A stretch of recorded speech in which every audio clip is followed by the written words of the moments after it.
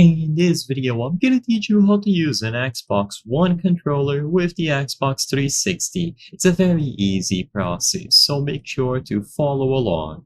If you don't have an OG Xbox 360 controller, or you really like your Xbox One controller and you would like to use it when you play on your Xbox 360, then while it is possible for you to do this, you will need an adapter. So if you try to connect it directly, so you just plug in it through a cable or you try to use some sort of adapter, sadly it isn't going to work.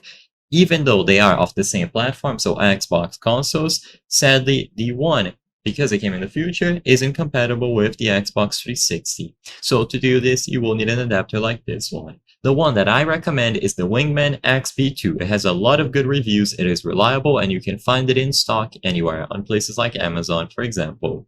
There are other adapters available, but like I said, I vouch for this one. There are a lot of good reviews, and as you can see, it is compatible with Xbox 360, Xbox Original, and even PC if you want to play there.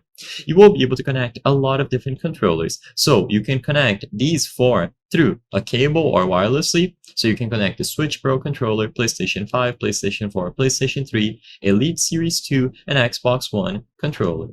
It is also going to work with the Xbox Series S or X controller, and you have a bunch of other options. You can connect the Xbox 360 wireless receiver, an OG controller here, so an Xbox Elite, fighting stick, and so on.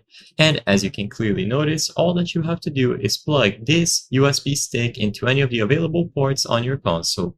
Immediately upon plugging the USB stick, aka the Wingman XP2, into the console, you will be able to establish the connection wirelessly, so you press the sync or the connect button on the Xbox One controller and it will synchronize itself to the Wingman, or you can connect it through a cable, so you plug it into the back over here, whatever you prefer.